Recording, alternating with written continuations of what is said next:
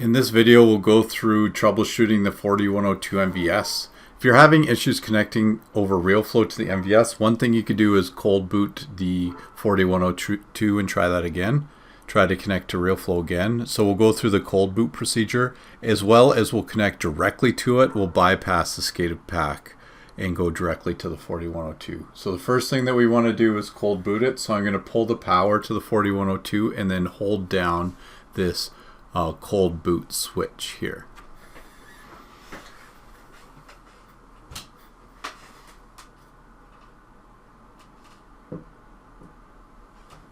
And then I'll apply the power back once I'm holding the switch down.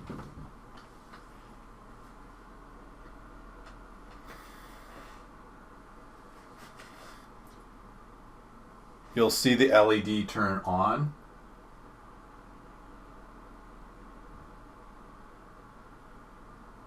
And then it'll start blinking.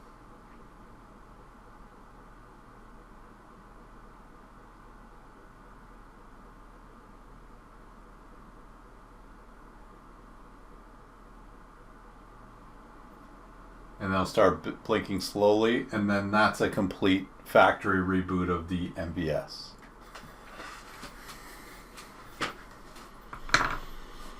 So now that we've done that, we're going to use the 4000 Series Configurator tool or software on the lab or on my computer to connect to it. So we'll go find transmitter. We'll go down to the serial settings.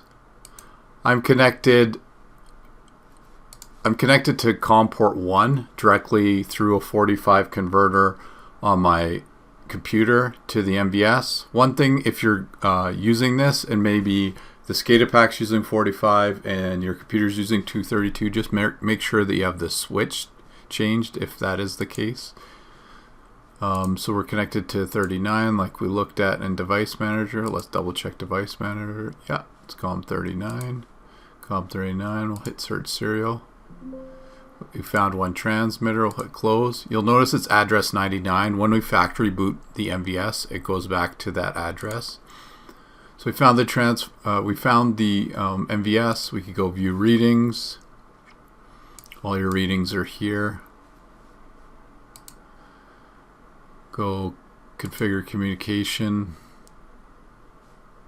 It shows you all your communication settings if you want to change it. Let's change it to address 5. Hit OK. It wrote that. Now you'll see it's address 5. You could configure the sensor from here as well. The differential, static, and RTD. So all those settings are in here. Just be careful if you change any of those settings here and then you go into RealFlow and connect it again and write the config, it will overwrite all the 4102 settings.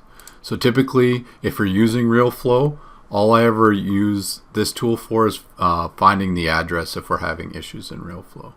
You could also calibrate it from here, so maybe you're not using a SCADAPack as the flow computer and you're using something else and you need to calibrate it. You could directly connect to the 4102 and calibrate it. So now that we've gone through this tool, we'll just close this and we'll try using a Modbus connection to see if we could pull an address off of the MVS. So if we go into the help file, we'll see right here that 40,405 is a floating point that will get us the temperature of the RTD. So let's go see if we could pull that. So we have it set to RTU. The COM port's 39. That's the connection. Double check that. COM port 39. That looks good. Also, when you go to use this, make sure you close down the 4000 series configuration tool because you can't use the serial port twice or for two separate programs. Baud rate looks good. All this other stuff looks good. This is the register that we're looking at. We're going to use 30,045, not 40,000.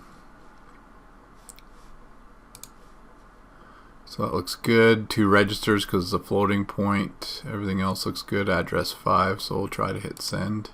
And now you can see that temperature change. So we'll hit send again. The temperature changes. So now we're using Modbus polling just to pull that address back. So this is just a serial Modbus communication to the 4102 from my computer.